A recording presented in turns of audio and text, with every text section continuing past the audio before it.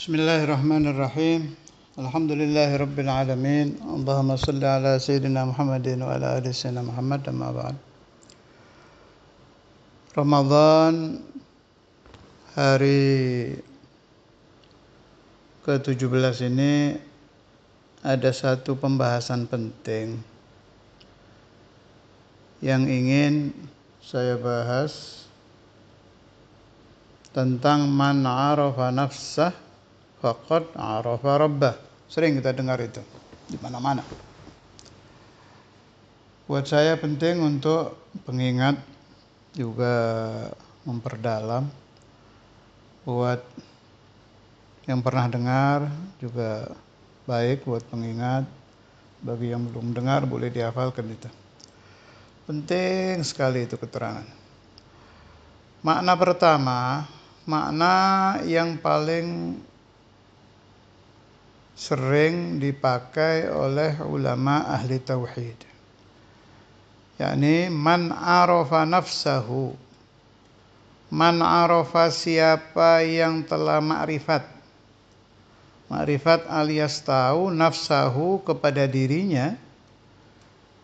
Tahu bagaimana? Bahwa dirinya hadis. Dirinya itu sesuatu yang hudus, yang wujud ba'dal adam, yang ada tetapi berasal dari tidak ada.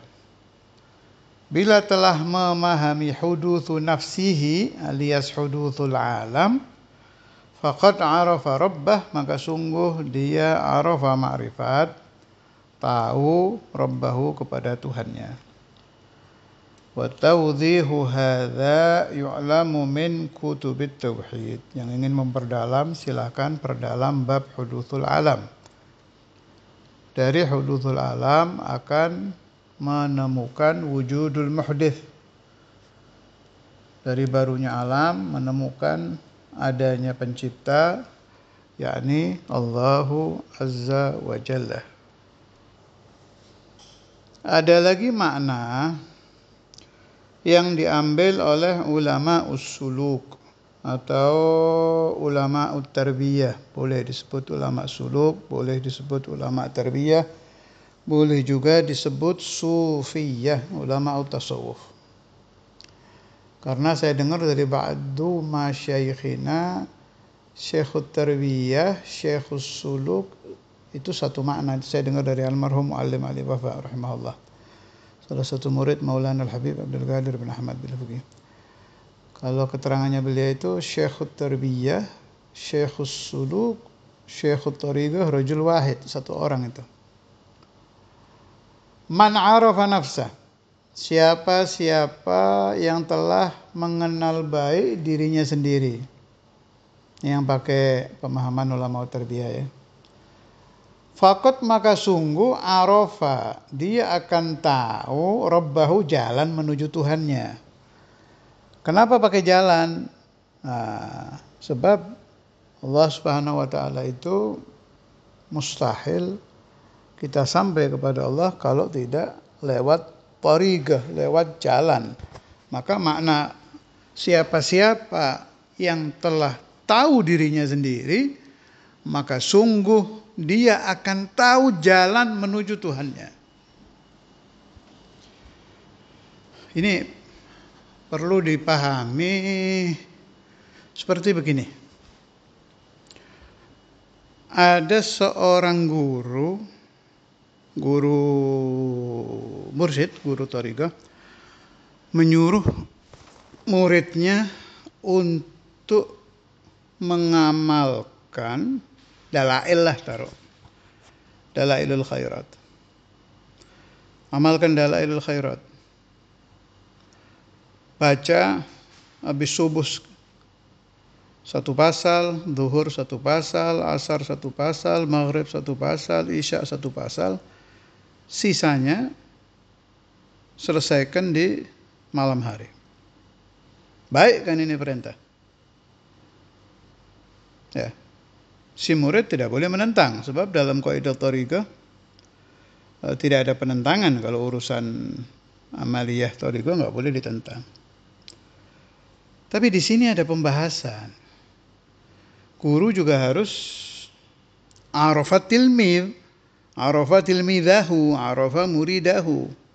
Dia harus tahu keadaan muridnya ini seperti apa. Si murid yang sudah mempelajari dirinya sendiri sampai arafa nafsah, dia tahu nggak mungkin ini saya kerjakan ini. Saya sudah berkali-kali mencoba amaliyah yang ba'dal maktubah pasti buyar, batal. Bisa karena dia ada pekerjaan di luar, bisa karena dia ada jam-jam yang tidak bisa ditinggal, dan sebagainya, dan sebagainya. Tapi ini bukan ittiba'ul hawa ya, bukan si murid menolak karena ikut hawa nafsu. Enggak. Dia ingin bisa menyelesaikan dalailul khairat sehari hatam, pingin dia. Tapi dia tahu kalau pakai rumus tadi buyar ini, nggak kira jalan ini. Saya harus bisa menyelesaikan dalailul khairat 1 kali duduk sebelum subuh. Itu saya bisa, sebab saya terbiasa tidak tidur sebelum subuh. Atau bagi murid yang lain, saya bisa menghatamkan ba'da subuh. Sebab saya dari subuh sampai isyraq sudah terbiasa menjaga jangan sampai tidur. Dan sebagainya sesuai keadaan si murid. Menurut saya, si murid boleh menerangkan kepada gurunya, maaf, bukan saya menentang, saya tetap akan menghatamkan dalail. Tapi saya kalau ba'dal maktubah nggak bisa, sudah saya coba berkali. Itu boleh itu ya juz. Yang tidak boleh itu membantah. Enggak, saya nggak mau ngamalkan dalail. Udah saya coba bolak-balik nggak bisa. Itu nggak boleh kali itu. Tapi kalau menerangkan keadaan diri, ya, ma'rifatu nafsihi, keadaan dirinya demi mencapai khatmu dalailil khairat 1 hari 1 khatmah, itu nggak apa-apa. Menurut pemahaman saya. Itu keterangan sangat bagus sekali dan luar biasa. Saya jadikan satu pemahaman yang cukup baik untuk dijadikan obat bagi orang-orang yang ingin istiqamah di dalam mengamalkan sesuatu. Jadi biasakan arafah nafsah dan harus bisa membedakan ya, mana kita tidak mau ibadah karena malas, mana karena memang nggak bisa, sudah dicoba berkali-kali gagal terus. Itu namanya apa maksudnya? Syakilah. Kullun ya'malu ala syakilatihi. Jadi antara hawa dengan syakilah ini harus dipisah. Orang mau sholat taraweh, dia sehat walafiat, di kampungnya rata-rata orang taraweh, dianya nggak mau, males. Nah itu ittiba'ul hawa, ikut hawa nafsu itu. Tapi kalau yang tadi saya terangkan, saya sudah coba itu. Bahkan di tahun kemarin saya coba gagal, tahun sebelumnya gagal. Tapi hati kepingin hatam, gagal terus. Nah, itu syakilah. Kalau di waktu ini saya nggak bisa, saya bisanya itu pas di sini nih. Di sini saya coba, saya bisa istiqomah. Boleh juga ditambahkan nasihat dari salah satu imam, Al-Habib Al-Imam Al-Qutb Ahmad bin Hasan Al-Attas, kalau beliau pakainya arba'iniyat. Jadi jangan naik qabla al-arba'in. Imamul Haddad juga begitu sih. Dan banyak ulama sufiyah yang pakai arba'iniyat. Setelah ketemu syakilah tadi, artinya saya itu bisanya istiqomah kalau sekian. Tapi sudah yakin ya, ini bukan hawa nafsu ya, memang syakilah Anda segitu. Kalau bahasa ba'du masyayikhina, memang rezeki batinnya dia segitu, itu nggak bisa lebih segitu. Ketemu kan sudah syakilahnya, baru diamalkan untuk percobaan arba'ina yauman, jangan lebih dulu, 40 hari.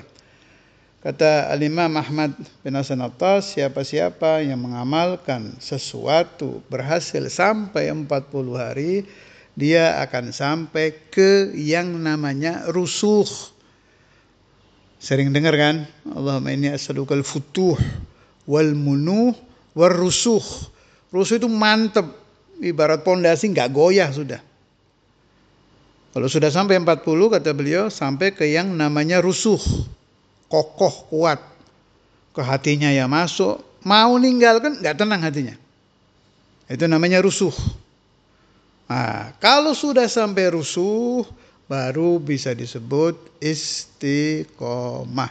Tinggal dilanjutkan. Ini mau naik boleh, tanpa meninggalkan yang ini.